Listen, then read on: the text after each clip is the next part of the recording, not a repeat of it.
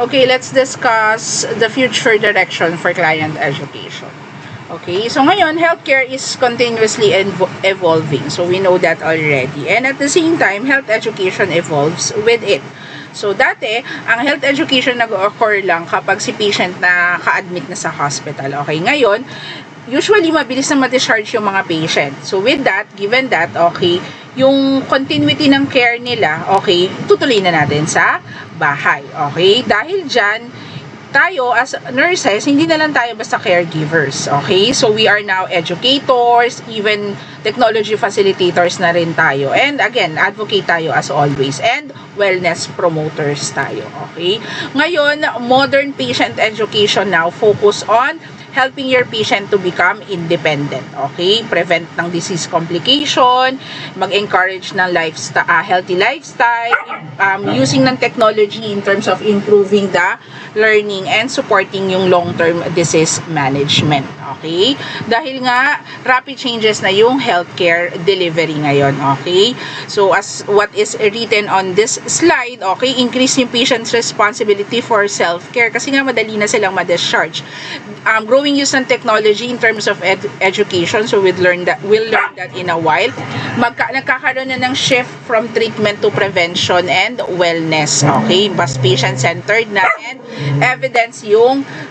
evidence-based na yung health education. Okay?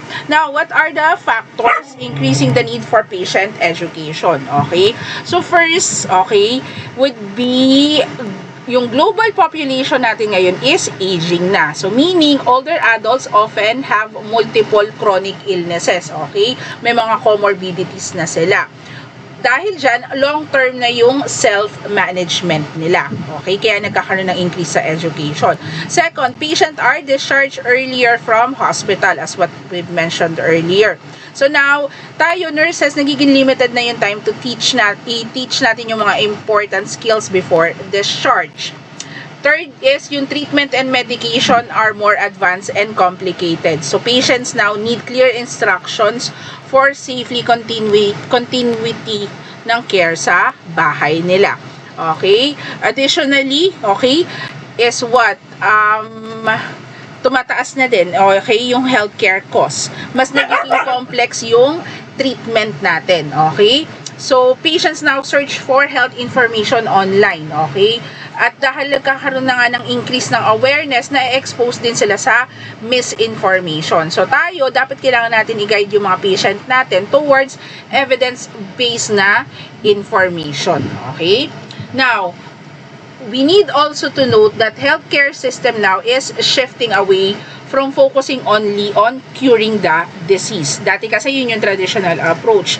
Ang modern approach ngayon, okay, mas greater na yung emphasize sa prevention and wellness. Okay? So, yung tinuturo natin sa patient natin now is to stay healthy before the illness develop. Okay? So, ang role natin is to what? Encourage exercise, yung mga promoting wellness, okay? Prevention ng disease, encouraging healthy lifestyle, early detection and screening as what is written here, okay? So these are the modern approach that we use now. More of, more of promotion and prevention or wellness, okay, ang ginagawa natin. Hindi na lang yung health education is na to treat illness. Nag-health educate tayo kasi may sakit na, okay? Now, nagkaroon na din po ng expansion of ambulatory and community-based education. So, meaning, okay, there's a large shift na due to shorter hospital stay, nag-i-increase na yung outpatient management ng chronic illness natin. Okay? So, meaning, okay, hindi na lang basta sa hospital, okay, nagkakaroon ng health teaching. Dati nangyayari lang siya sa loob ng hospital. So, yung mga teaching settings natin na pupunta na sa mga ambulatory clinics, okay? Sa mga centers, community health centers, sa school, even sa bahay, and telehealth platform, okay? So, ngayon, ang telehealth napaka-importante na niya. Okay? Kasi kaya natin magkaroon ng health teaching remotely. Okay? Reason for expansion, as mentioned kanina, reduce hospitalization na, mabilis na, nag-i-increase yung outpatient care, convenient sa patient, and lower yung healthcare cost. Hindi na kailangang magpunta sa hospital. Okay? Just to hear yung health teaching, let's say, ng isang diabetic educator.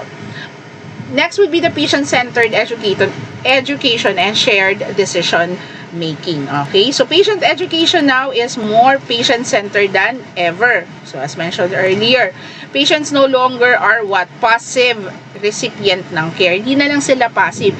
Partners na natin sila, okay? Active partners na sila sa healthcare decision making, okay? In short, tayo nurses, nire-respect natin yung values nila, kino-consider natin yung cultural beliefs, ina-assess natin yung literacy levels nila, at nag-a-adapt tayo ng teaching methods na nag-cater sa per individual, okay? So, partners na natin sila, hindi na lang sila passive na mga patients natin. Meaning, okay, mas naging modern na yung patient education principles. So, we need to respect yung mga preferences nila, okay? Yung sensitivity natin sa cultural, okay? If they are practicing or observing a certain traditions, we need to follow them and individualize na yung teaching approach natin. Okay? Now, let's go to the third-party reimbursement.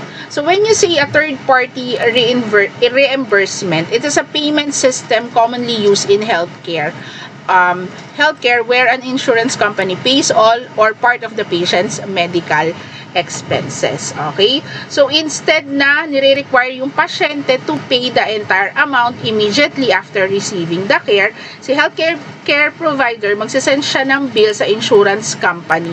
Then, i-review yun ng insurance company para sa claims, and magde-decide sila kung magkano yung babayaran nila, covered based dun sa patient's insurance policy. Okay? So, I think we are familiar with this sa mga HMO. Okay? So, meron tatlong factor. A patient that is admitted in a hospital, okay? So, may tatlong party yan. Okay? Let's say, first party is the patient. So, siya yung mag-receive ng care. Next one would be the second party. Usually, this is the healthcare provider, yung hospital, yung clinic, or yung physician. And the third party is the insurance company or the health insurance provider that pays the healthcare cost. So sa atin, government natin would be PhilHealth, and then kung meron kang HMO, so doon magfo-fall si mga HMO, sila MaxiCare, sino pa ba? IntelliCare, okay? So these are your third party, okay? So ganun yung iyayari sa kanila, okay? Now, bakit siya important sa healthcare? Ngayon, ang third-party reimbursement, importante siya kasi mas nagkakaroon na ng improvement sa patient access to healthcare services, okay? So, yung mga company na nagbibigay na ng HMO, okay? So, mas nagpapacheck up na yung mga patients, okay? Nare-reduce yung immediate financial burden sa patient, okay? Na-encourage din yung mga patient na magpa-check up, so nalalaman nila yung mga preventable na pwedeng nilang i-observe para hindi sila magkasakit, okay? And it supports the healthcare institution financially as well. Okay po. Now, in relation to patient education ng third-party reimbursement, insurance company now increasingly recognize that patient education helps reduce complication and hospital readmission. So, some of them, okay, they already nagre-reimburse sila for patient education. So, let's say si patient pina-refer ni Doc sa diabetic educator, okay? So, instead na si insurance is gagastos ulit siya or magbabayad ulit siya sa hospital or sa physician dahil marireadmit si patient dahil hindi na-control yung blood sugar, okay? So, mas ini-encourage na magkaroon ng counseling in terms of diabetes education. So, some insurance company already, okay, catered to reimburse, okay, such counseling or education. Nutritional counseling, chronic disease management programs, okay. So they encourage this kasi nga more of promotion tayo and keeping yung wellness or promoting wellness to individuals. Okay? So with that, we're done with the future of nursing education. Now let's go to the Filipino cultural characteristic and healthcare benefits and practices sa health education. So technically, we'll discuss our culture. But before that, let's discuss Larry Purnell model of cultural competence. Okay? So we need to understand that culture greatly influence how patient view illness, treatment, even plan, and providers. So tayo, we encourage patient from different cultural background or we encounter them, okay, lalo na pag pumunta kayo sa ibang bansa, okay, you will encounter them, okay, on a daily basis. So right now, isa pa lang, okay, Filipino culture yung i-encounter ninyo. But if you go outside our country ng Philippines, you will discover different cultures, okay? So dapat competent ka, okay, in terms of providing cultural-based care, okay? So yung model na to, pino-provide niya yung framework that helps nurses assess yung mga cultural beliefs and practices to improve communication, trust, and patient outcome. So let's say for example, a patient may refuse a certain food during hospitalization kasi yun sa religious belief niya. So ang culturally competent na nurse respect this dietary practice and collaborate with the healthcare teams, kay dietitian, to provide an acceptable meal option. Okay, dito sa Philippines yan, we observe that for our Muslim brothers and sisters. Okay, so importante yung competence nyo dyan. Now, what is the primary characteristic and secondary characteristic of culture?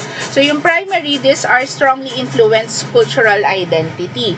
So nandiyan yung nationality, race, color, gender, age, and religion affiliation.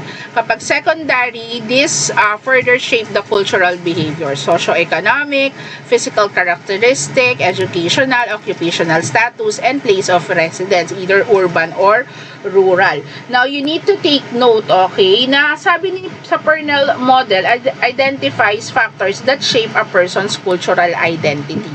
So, ang sabi niya, itong primary, usually, these are fixed and strongly influenced yung belief and behavior. While the secondary, learned or influenced siya by life experiences. Okay? So, may mga factors that affects that as well. Yung communication, decision making, dietary practice, health beliefs, and acceptance ng health natin. Okay? So, let's say, meron kang adult patient, older adult na patient sa rural area na limited yung education. So, dapat simple yung pag-explain mo ng health and education compared to a younger person na nasa familiar with technology and medical terms. Okay? Now, what is the structure of Purnell's model? So, it is represented by 4 concentric circles. Okay? You have the global society, community, family, and individual. Okay? So, you need to assess all these influences when planning for care. Pag sinabi mong global society, yung worldwide influence niya, such as media and globalization. Community, it includes the local tradition and yung social practices. Pag family, yung if nagso-strongly affect siya, okay, in terms of healthcare decision. And pag individual, it refers to the personal beliefs and experience of that individual. Okay? Now, what is the assumption of Purnell's model? It is mentioned, okay, ang emphasis nito is we need to respect cultural diversity. Okay? Yung Purnell model. Healthcare providers should avoid stereotyping, okay, and instead understand each patient's unique cultural background, okay? We need to mention that no culture is superior to another, okay? Cultural differences influence healthcare behavior. Every individual deserves respect. Cultural understanding reduces prejudice, and cultural competent care improves outcome, okay? So, para maging culturally competent care ka, okay, you need to promote better and dapat nagpo-promote ka ng better communication, okay? You gain the patient trust, okay? Treatment adherence, and you need to improve patient's satisfaction. Okay? Now, let's go to transcultural nursing theory. According to Madeleine Leininger, okay, siya nag-develop ng theory of transcultural nursing. So, it is believed that nursing care should fit the patient's cultural values and beliefs. So, different cultures have different meanings sa health, illness, pain, healing, and caring. So, dapat tayo naiintindihan natin yung difference nun to provide effective and meaningful care. Okay? So, very important yung focus niyan. Cultural belief, health practice, caring behavior, culturally congruent yung care natin. Now, for the culture care theory, it aims to provide pag sinabi mong culturally congruent care, it means healthcare interventions are adjusted to fit the patient's culture whenever possible. Okay? Hindi natin sinasabi na i-abandon natin yung medical standard. Instead, kailangan nating i-combine yung mga evidence-based care with respect doon sa cultural belief ng patient natin. Okay? So, let's say, for example, pag pumunta kayo sa Middle East, okay, sa mga Muslim natin na brothers and sisters, ang Muslim female patient, they may prefer or usually they prefer a female healthcare provider during the physical examination. Okay? So, we need to respect this request para ma-promote natin yung comfort ni patient, okay, during the examination. Okay? So, that's an example of a culturally congruent care po. Okay? Bakit importante ang culture in health education? So, I think this is self-explanatory na rin. Okay? It influences understanding of the illness. It affects the treatment decision. It shapes the health-seeking behavior. Yung influence acceptance sa medical advice and affects communication between the nurse and the patient. So, health education should respect the belief and tradition, use understandable language, which is very important, okay? Consider family involvement, lalo na sa atin, sa Pilipinas, sa Filipino culture, and avoid discrimination or stereotyping, okay? So, very important yan sa in terms of pag-observe natin ng culture sa health education. Now, let's go to Filipino culture, okay? So, tayo, okay, we need to be cultural competent, okay? So, importante siya sa nursing and health education kasi nga dapat sensitive tayo sa care, okay? Sa culturally sensitive tayo sa care and teaching. Na tayo, Pilipino, okay? Filipino culture greatly influence health beliefs and healthcare behavior. So, yung practices natin is shaped by family tradition, religious and spirituality, folk beliefs, and community influences. So, we need to note na ang characteristic ng culture natin is strong family orientation. So, in short, family influence, o yung family influences, yung healthcare decision na paulit-ulit natin na mention kanina, financial support, andyan pa rin ang family, emotional, treatment choices, even caregiving responsibilities. Okay? So, tayong mga Pilipino, we rarely make decisions on our own. Okay? So, we commonly discuss yung ating treatment, hospitalization, even medication, okay, sa ating kasamahan or kapamilya. Okay? So, usually, ang may pinaka-strong influence is the parents, okay? Sila yung recognized as yung pinaka-strongest. So, we need to always involve them in our decision making, okay? Now, hold on. So, let's discuss some characteristic ng culture natin. Respect and hiya in Filipino culture. So, important Filipino values is respect, yung paggalang. Hiya is a sense of shame or embarrassment. And pakikisama is maintaining harmony. Okay? So, when you say, tayong mga Pilipino, we like to say, opo. Okay? Di ba yung paggalang natin? Okay? Yung hiya, okay, sometimes it prevent patient from asking question or discussing, okay, sensitive condition kasi nahihiya tayo.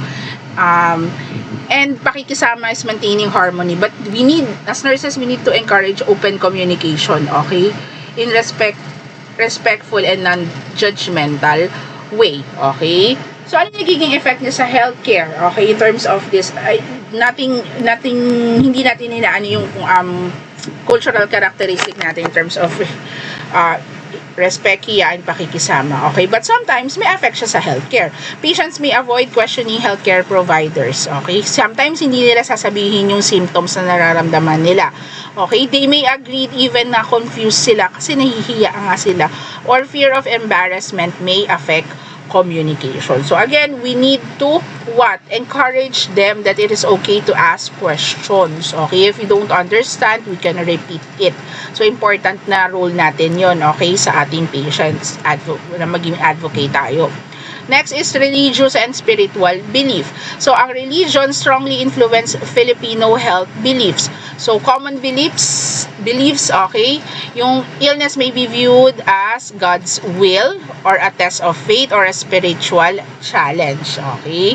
Prayer and faith healing may be used alongside medicine. So, we need to respect, okay, yung mga common beliefs natin, okay. If they believe in faith healing, we respect that, okay. Prayers, we respect that, but we need to emphasize that it may be used alongside medicine, okay.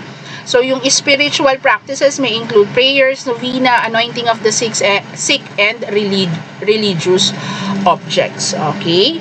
So let's say a cancer patient may say na bahala na ang Diyos, okay? So appropriate response is you need to respect the belief, okay? Provide emotional support and continue explaining yung pwedeng treatment options nila clearly. Then they can decide if they want to continue that, okay? So at least nag-explain tayo, okay? We respect that. We provide emotional support and we explain, okay, other medical or treatment options. Next would be traditional and folk healing practices. So dito yung albularyo, folk healer, hilo, traditional massage, herbal medicine, spiritual healing. Okay, common folk beliefs yung pasma. Okay, so let's go first with traditional healing. So common pa rin dito yan sa Pilipinas, sa mga community, sa rural area. Okay, so minsan mas inuuna nila yung albularyo kaysa magpa-consult sa hospital. So we need to understand these beliefs, okay? We avoid judgment, okay? So we could build trust with them, okay? So yung mga common beliefs natin, yung pasma kasi mainit, malamig, nausog, yung nabate kasi gutom, na maligno, kulam, okay? These are all traditional or common beliefs, okay?